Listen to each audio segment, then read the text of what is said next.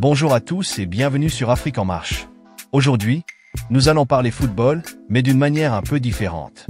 Si je vous parle du PSG, vous pensez à la France. Si je vous parle d'Arsenal, vous pensez à Londres et l'Angleterre. Si je vous parle du Bayern Munich, vous pensez à l'Allemagne. Mais savez-vous ce que ces trois clubs ont en commun?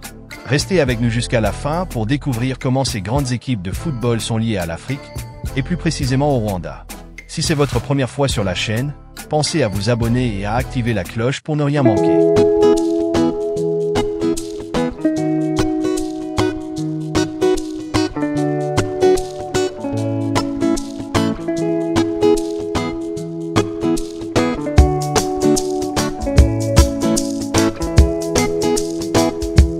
Si vous êtes un fan de football, vous avez déjà remarqué le slogan « Visite Rwanda » sur les maillots du PSG, d'Arsenal ou du Bayern Munich.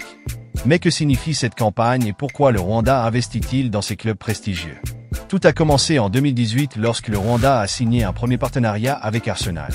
L'année suivante, c'était au tour du PSG, et enfin en 2023, le Bayern Munich rejoignait l'aventure. Ces partenariats permettent d'afficher la marque « Visite Rwanda » sur les maillots, les panneaux publicitaires des stades, et même dans les communications numériques de ces clubs. Prenons l'exemple d'Arsenal. Son contrat assure une visibilité mondiale de 35 millions de vues par jour grâce à l'affichage du logo sur la manche gauche des joueurs. L'objectif principal de Visite Rwanda est de promouvoir le tourisme. Et les chiffres parlent d'eux-mêmes. Plus de 160 millions de dollars de valeur médiatique générée. 1 million de visiteurs attirés par cette campagne. 445 millions de dollars de revenus touristiques engendrés. Mais ce n'est pas tout. Le PSG a même ouvert une académie de football à Huy en 2021. Et des stars comme Mbappé ou Neymar ont participé à des vidéos promouvant les paysages et la culture du pays. Après le génocide de 1994, le Rwanda a voulu changer son image sur la scène internationale. Plutôt que d'être associé à son passé tragique, le pays veut être perçu comme une destination moderne, sûre et dynamique. Claire Akamanzi, la directrice du Rwanda Development Board, RDB, affirme. En 25 ans, nous sommes passés d'un pays marqué par la tragédie à l'un des plus dynamiques d'Afrique. En plus du tourisme, le Rwanda mise sur les infrastructures. Nouvel aéroport à Bugesera, cofinancé par Qatar Airways. Rénovation du stade Amahoro, 45 000 places. Malgré les résultats positifs, certaines voix s'élèvent contre ces investissements. L'opposante politique Victoire Ingabire critique ces dépenses, estimant qu'elles ne profitent pas aux populations rurales. Ces investissements ne répondent pas aux besoins essentiels des Rwandais. C'est de l'argent gaspillé. Le revenu moyen annuel au Rwanda est de 822 dollars par habitant, et certains jugent ces partenariats trop coûteux. 36 millions d'euros sur 3 ans pour Arsenal. 30 millions d'euros pour le PSG. Pourtant, Claire Akamanzi assure que les retours dépassent largement les investissements. Le football n'est qu'une pièce du puzzle. Le Rwanda a investi dans plusieurs disciplines pour se positionner comme une grande nation sportive.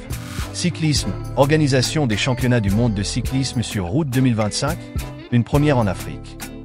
Basketball, partenariat avec la NBA pour la Ligue africaine de basketball, BAL. Formule 1, projet d'un Grand Prix du Rwanda en 2026. Mais attention, ces ambitions comportent des risques. L'économiste du sport Simon Chadwick prévient. Mal géré, ce type d'investissement peut entraîner d'importantes dettes. Enfin, certains accusent Paul Kagame d'utiliser le sport pour redorer son image politique, une technique souvent qualifiée de sport washing. Le Rwanda a fait un pari audacieux en investissant dans le football et le sport en général. Cette stratégie lui a permis de gagner en visibilité et de booster son économie touristique. Mais des défis subsistent, garantir que ces investissements profitent à toute la population et éviter le surendettement. Que pensez-vous de cette stratégie? Est-ce un bon investissement ou une dépense inutile? Dites-le nous en commentaire. Et si cette vidéo vous a plu, n'oubliez pas d'aimer, partager et bien sûr, vous abonner. On se retrouve très vite pour une nouvelle vidéo sur Afrique en marche. Merci et à bientôt.